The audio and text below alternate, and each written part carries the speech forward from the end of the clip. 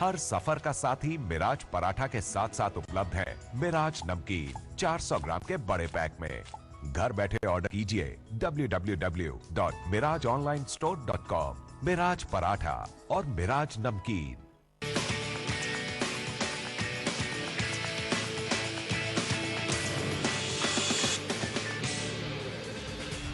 नमस्कार, टाइम मध्ये मी दीप्ती लेले आपल्या सगळ्यांचं स्वागत करते।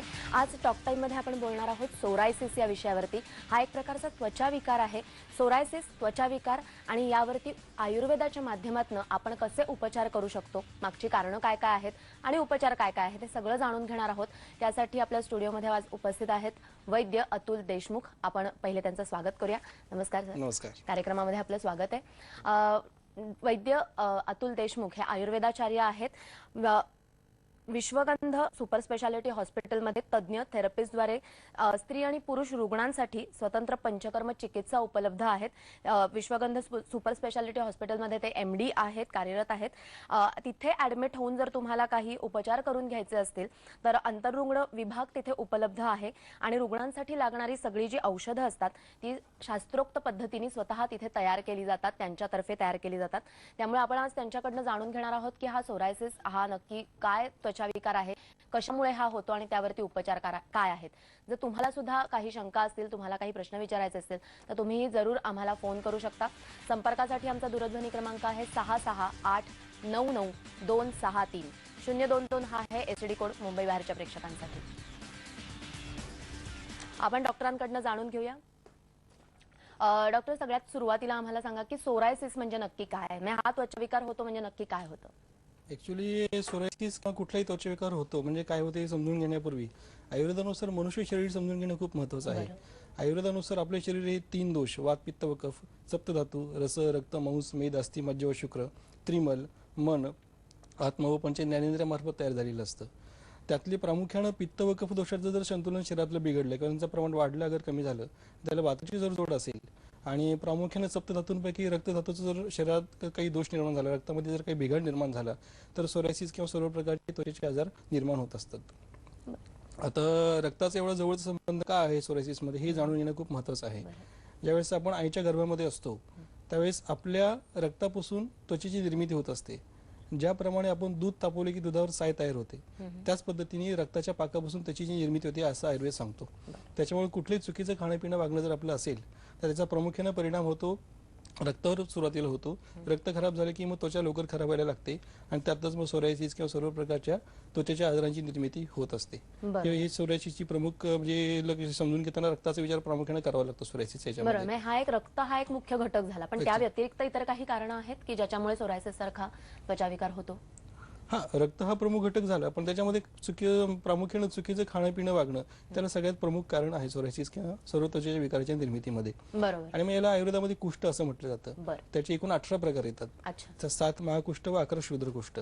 आणि ह्या कुष्ठ प्रकरणामध्ये आज आपण जे व्यवहारात सर्व प्रकारचे त्वचेचे आजार सोरायसिस सगळे आजार बघतो त्वचेचे ते सगळे या कुष्ठामध्ये अंतर्भूत आयुर्वेदाने पूर्वीच्या काळीच केलेली आहे सगळी। त्याची ट्रीटमेंट पण त्या काळात ऋषीमुनींनी सांगून ठेवलेली आहे की जर आज आपण वापरली तर निश्चितच त्याचा खूप चांगला परिणाम आपल्याला बघायला मिळतो।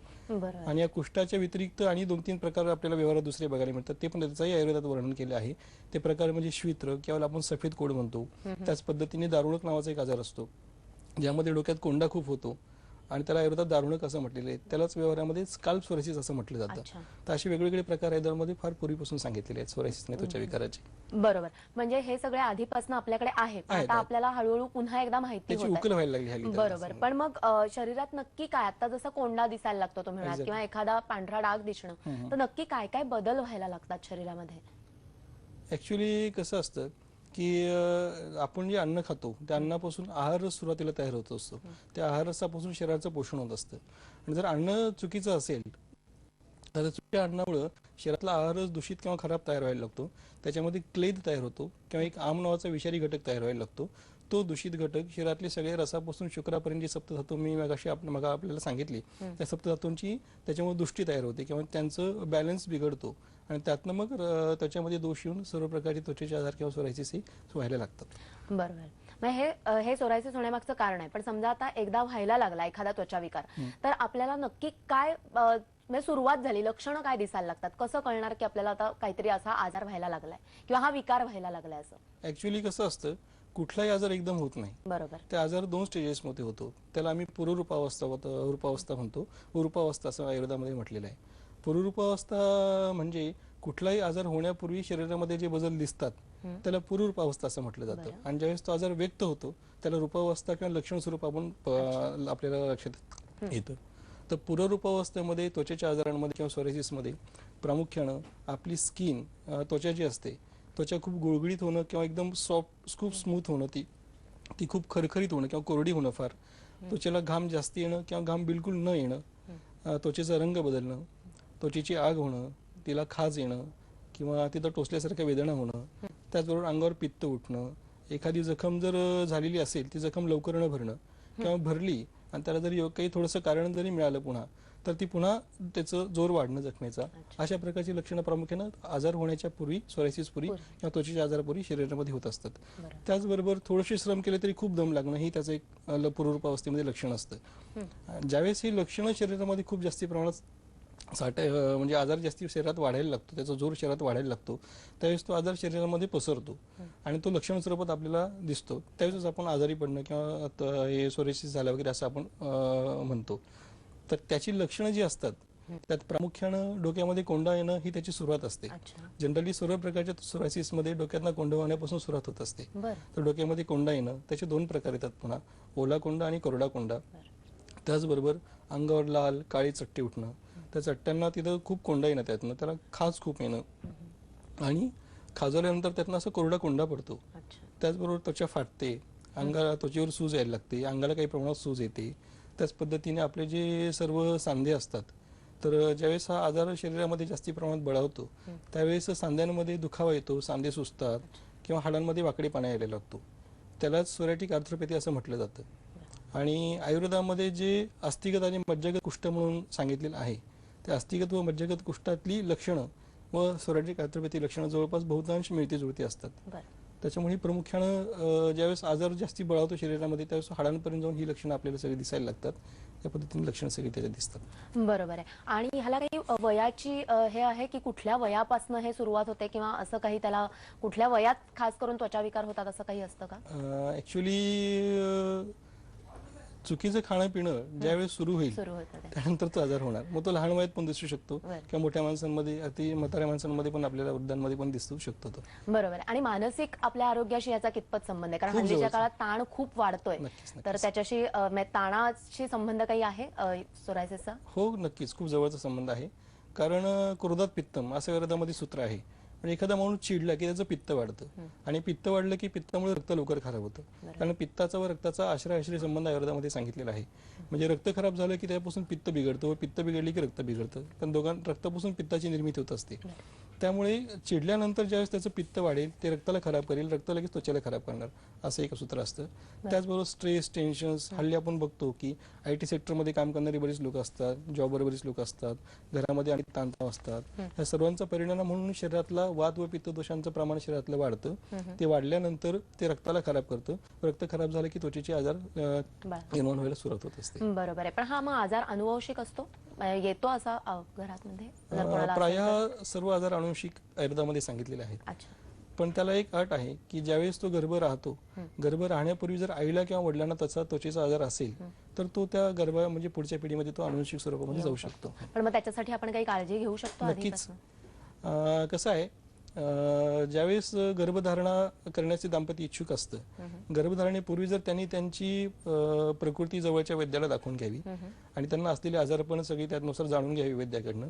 आणि त्यासाठी योग्य ते आयुर्वेदिक पथ्यापथ्य आहार कुठला घ्यावा, आपल्या प्रकृतीला योग्य तो आहार, आपल्या आजाराला चालणाऱ्या पथ्यानुसारचा आहार, त्याच पद्धतीने आपल्याला असलेल्या आजारांवरचे उपचार, पंचकर्माने शरीर शुद्धी करून घेणं, या पद्धतीने जर त्यांनी ट्रीटमेंट जर गर्भधारणेपूर्वी जर केली तर त्यांना असलेले बरेचसे आजार जे त्यांना जाणवतात, म्हणजे जाणवत नाही परंतु शरीरामध्ये असतात, ते सर्वच आजार ह्या ट्रीटमेंटनं इरेडिकेट होऊन त्यांना पुढच्या पिढीमध्ये आजार द्यायची शक्यता एकदम कमी होते. बरोबर आहे. मी आधीपासून काळजी घेतली तर हा आजार तेवढा पुढे जाणार नाही. मात्र आपण बघताना असं आपल्याला एखाद वेळेस काही त्वचेवरती जे काही विकार दिसतात तर हात लावला, संसर्गजन्य मला म्हणायचंय की हे असे आजार संसर्गजन्य असतात का? भीती वाटते बऱ्याच जणांना समोर असं काही दिसल्यानंतर. तर कितपत कसं असतं ह्यामध्ये? नक्कीच तथ्य आहे आपल्या प्रश्नामध्ये. कुष्ठम ज्वरश्च शोषश्च नेत्राभिषेद एवच औपसर्गिक रोगांशेती संक्रामेती नरात नरम असं आयुर्वेदामध्ये सूत्र आहे. कुष्ठ म्हणजे त्वचेचे आजार, ज्वर म्हणजे सगळ्या प्रकारचे ताप, शोष म्हणजे टीबी किंवा एक्ष्मा आणि नेत्राभिषेद म्हणजे डोळे यांची साथ औपसर्गिक असतात. ते म्हणजे एका जणापासून दुसऱ्या जणाला ते होऊ शकतं. संसर्गजन्य असू शकतात. ते बरं. बऱ्याच वेळेस तसं बघायला मिळतं. त्याच्यामुळे काळजी घ्यावी. आधी कपडे वापरल्यानं होतं वगैरे असं काही नाही, पण त्यातलं जो पार्टिकल्स असतात त्वचेच्या आजाराचे किंवा सोरायसिसचे, एखादं कोणीतरी किचन मध्ये काम करतोय, त्याला सोरायसिस झालेला आहे, तो अंग खाजवतोय आणि ते जर अन्न त्या सोरायसिसचे कण त्या अन्नात कणकेत म्हणा किंवा कशात पडले, त्यांना एखाद्याने खाल्लं तर त्याला होऊ शकतो. म्हणजे नक्कीच काळजी ही नक्कीच घ्यायला हवी. घ्यायलाच हवी. याच्यावरती उपचार काय आहेत हेही तुमच्याकडनं जाणून घ्यायचं. ब्रेकची वेळ झाली आहे. टॉक टाइम मध्ये आपण इथे एक घेणार आहोत छोटासा ब्रेक. बघत राहा फक्त IBN लोकमत.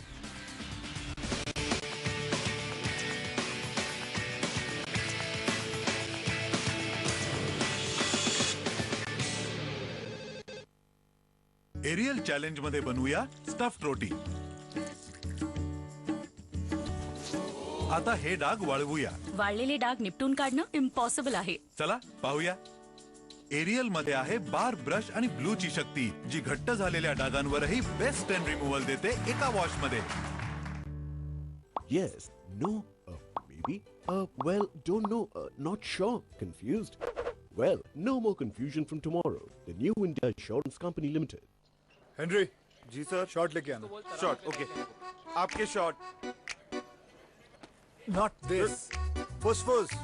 सर फुस लगा दे.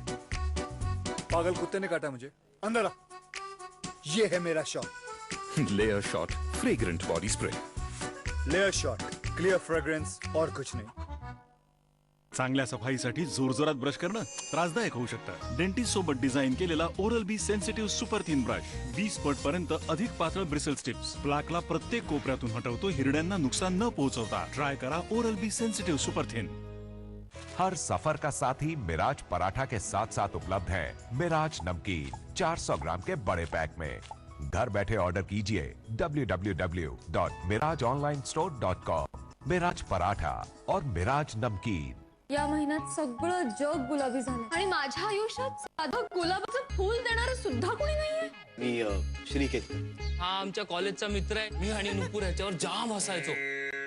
तू इथे वाघ बकरी मिली डस्ट चहा प्रस्तुत. नक्कीच्या लग्नाला यायचं हा. आज रात्री 10 वाजता झी मराठी सोबत झी मराठी HD वर. सर नवीन टीचर. कपडे तर चमकवलेस, पण एकटी पूर्ण शाळा कशी चमकवशील? चांगली सुरुवात करण्यासाठी फक्त एक झटका पुरेसा आहे. जसा नवीन रिन बार एकाच झटक्यात देतो कपड्यांना जबरदस्त चमक. नवीन रिन बार, चमकत रहा. पंतप्रधान जीवन ज्योती विमा योजनेत या योजनेअंतर्गत फक्त ₹1 दर दिवशी जमा करण्याच्या हिशोबाने तुम्हाला मिळू शकतो 2 लाख रुपयांचा आयुर्विमा. तुमच्या नंतर तुमच्या कुटुंबाचं आयुष्य न थांबता चालत राहावं म्हणून या विमा योजनेत सामील व्हा. जपायचंय तुला rich cream hair colour Godrej एक्सपर्टने. हेअर कलर आणि जपणूक. हा केस कलर करतो तेही अमोनिया शिवाय आणि याचा ॲलोमिल प्रोटीन फॉर्म्युला केसांना ठेवतो सॉफ्ट आणि शायनी. बरं इतके पैसे कुठून आले? फक्त ₹30 मम्मा. जपणूक गोदरेज एक्सपर्ट रिच क्रीमची. शहर की रग बन के पानी पहुंचा